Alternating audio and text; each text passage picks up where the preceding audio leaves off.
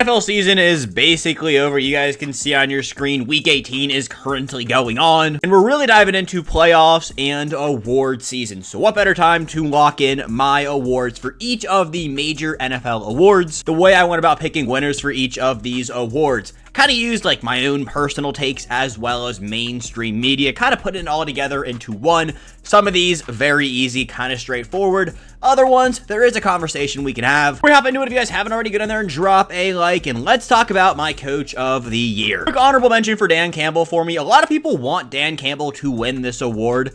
I just don't understand really why. The Coach of the Year award is for a coach that exceeds expectations. I don't know about you guys, but I expected the Lions to be good this year, if not Super Bowl contenders. And that is exactly what they are doing. We know Dan Campbell and Detroit are good. We had this expectation on him. And yes, he has pretty much done his job to perfection.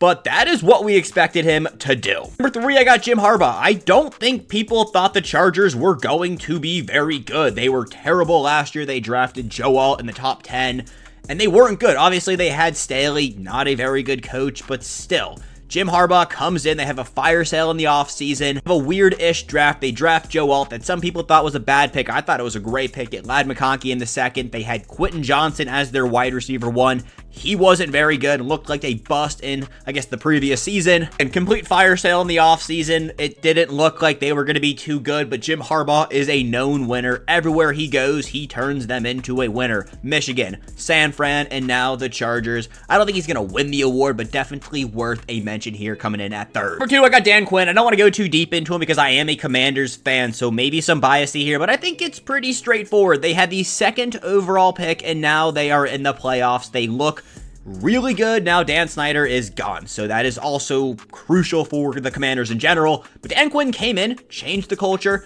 made them competitive. I will do a deep dive into the Commanders this offseason, so I don't want to go too deep into it right now, but just know, Dan Quinn, very good coach. The winner for Coach of the Year is going to be Kevin O'Connell. He's got the highest betting odds, but also makes the most sense. If you want to talk about expectations going into the season, what expectations did you have for the Vikings? They let Kirk walk, they drafted JJ McCarthy, they brought in Sam Darnold, who has not looked good in his NFL career thus far. Awesome pieces on their defense, brought in some new pieces. It wasn't supposed to be this top tier team.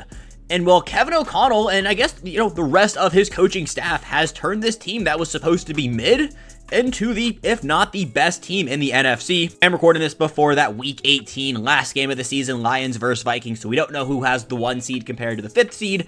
But I'm going to tell you guys this right now. The Vikings should not have been here in the first place. The amount of predictions I saw that had the Vikings finishing in dead last in their division before the season even started, absolutely insane. And Kevin O'Connell, he has just been that guy. A comeback player of the year really quickly. I got Nick Chubb coming in at 3rd. The fact that he actually came back and played on that knee injury he suffered last year, absolutely insane. I don't think he's going to win the award, but definitely worth a mention. I think this award is a 2-man race. I got Sam Darnold coming in at 2nd. Now, this is going to be the same reason why Joe Flacco won if he does win. I'm pretty sure he's the betting odds favorite to win. He had a career-saving year. Think back to Geno Smith the first year with Seattle. He comes in, and he is an absolute monster. I want you guys to look at his stats right here. By far his best statistical season. He has his most wins. I guess the stat is, in the time he was with New York, he has the same amount of wins as he has in 1 season with Minnesota. The guy has been electric. Is that due to Kevin O'Connell's offense? Is that due to Justin Jefferson or Jordan Addison?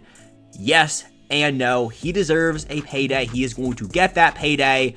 But I just don't like the idea of this being for a player that, is most improved. The NFL should bring in the most improved award, and this should be named the Sam Darnold or Joe Flacco award, but I think the comeback player of the year should be for somebody like J.K. Dobbins. I don't think Dobbins is actually going to win the award. You guys can even see his total rushing yards behind my head. He had less than 1,000, basically 1K, 983 total rushing yards this year. He did get hurt towards the end of the season. Thinking about this guy's career right now, he was not supposed to be where he is at today, and I think this is exactly why, I guess not exactly why, but what the comeback player of the year award should be. We definitely need to bring in the most improved player award. If it's a rookie of the year, it's going to be Jared Verse. Now, 2nd and 3rd, it was kind of like, there's a lot of players here who fall into 2nd and 3rd, but let's talk about Jared Verse. He is the clear front runner, had one heck of a season. 4.5 sacks, 35 tackles, 2 forced fumbles, and was a basically an Aaron Donald replacement. Not calling him an Aaron Donald talent, but he had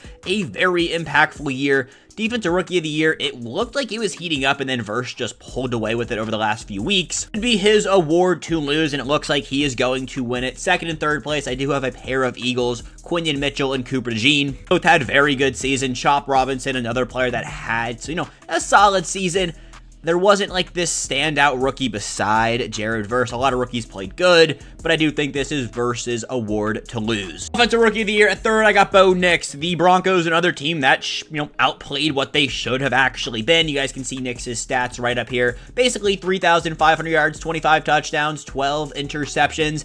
And he looked good. Now, the issue with Bo Nix going into the draft, he is basically 25 years old. How much better is Bo Nix going to get? I mean, I thought he looked good this year. There's definitely room for improvement. But again, he's 25, but he played good. The Broncos, again, another team that I don't think people thought should be as good as they were. They should be a playoff team. The Chiefs game hasn't currently happened yet, but is Carson Wentz going to have a legacy game? Not sure. Either way, Bo Nix had one heck of a rookie season. I have him coming in at third. I got Brock Bowers. This is a quarterback award. We saw it last year with Puka Nacua and CJ Stroud. Unfortunately, or fortunately, depending on how you look at it, Brock Bowers, though, crazy good year.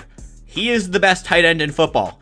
1,144 receiving yards, 4 touchdowns, and he just, again, looked like the best tight end in football. We kind of knew that coming into the draft. He was going to be a generational talent at the tight end position, but after that Kyle Pitts blunder of a pick by the Falcons, how high did you value the tight end position? I think Brock Bowers showed everyone why you need a good tight end on your team. He, again, had a crazy season. It's a quarterback award, though. I got him coming in at number 2. Jaden Daniels is going to win Offensive Rookie of the Year. Taking a look at his stats really quickly. 3,530 passing yards, 25 touchdowns to 9 interceptions. Honestly, pretty close to Bo Nix's total stats. 11-5 total record playing the Cowboys right now. I would assume we would win this game.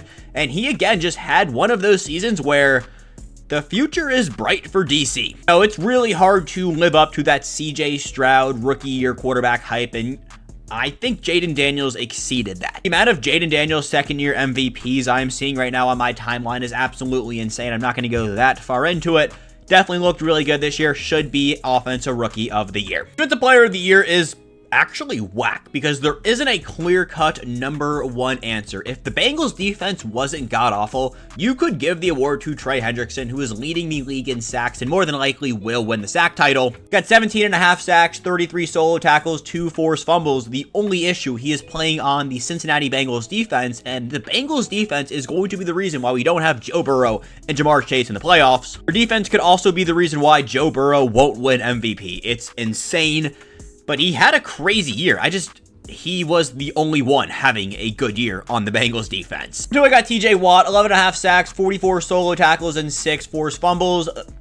It's not the craziest TJ Watt stat line of all time. Probably his lowest sack total in years. I don't know if that's facts off the top of my head, but usually TJ Watt is pushing 20 sacks. So this just looks low. But if you watch Steelers games, you see the impact he has on the field. Constantly getting double teamed, allowing other people to break free. And it's TJ Watt. You know he is going to be good. Got Patrick Surtain II winning it this year. I don't remember the last time it was a DB. Was it Stephon Gilmore? Either way, this guy has had one heck of a year, allowing 132 yards and 1 touchdown in an entire 17-game NFL season is nuts to me. 4 interceptions because people do not throw his way. He is leading the Denver Broncos defense. We talked about Bo Nix being great. The real reason the Broncos are good, their defense is absolutely locked down. I do think Patrick Surtain will end up winning this award. It is a toss-up between him, Watt, and you can throw in Trey Hendrickson, maybe Andrew Van Ginkel. It's really open this year, and we'll have to see who the voters vote for. On to the offensive side of things, I think this one is pretty clear-cut. Number 3 got Derrick Henry, had another insane year, 16 touchdowns, basically 2,000 yards if you round up. He's got 19-1, 325 rush attempts,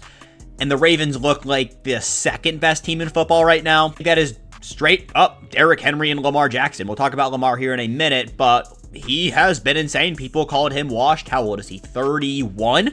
He's not washed. He's the king. Jamar Chase coming in at number 2. You could make the argument for him to win, but the Bengals more than likely won't make the playoffs. If they make the playoffs, good. Jamar Chase should win Offensive Player of the Year if they make the playoffs. I don't think they will. He had a crazy season, carried my fantasy team, 1,700 receiving yards, 17 touchdowns, 127 receptions. Fantastic year from Jamar Chase. The only issue, the Bengals probably won't make the playoffs. The other reason, Saquon Barkley had a historic running back season. If, running backs could actually win MVP, he would be in the conversation. Running backs can't win MVP. It's just kind of a thing that the NFL has decided. 2,000 rushing yards, 13 touchdowns, 345 rushing yards if he played this week against the Giants. I don't even know who the Eagles are playing this week. I'm kind of tapped out of the Eagles season once they pretty much sat their entire roster. He is 100 and something yards away from breaking the all-time record from Eric Dickerson. I'm pissed he's not running for it. It makes sense. He has had significantly less carries than everyone else in front of him. He would break the record. He had one of, if not the best running back season since prime Derrick Henry. This guy's a monster. Offensive player of the year, hands down. Talk MVP. If the Bengals were in the playoffs, guarantee a top 4 or 5, maybe honestly a top 8 seed, 7 seed. Joe Burrow would win MVP. The fact that they are fighting for their life because it's not even his fault, which kind of blows. He's not going to win this award. He led the league in passing yards and touchdowns, 9 interceptions. He had one heck of a season. Bet, I think it's a career year for him, right? Where are the career stats? I mean, yeah, he absolutely balled out.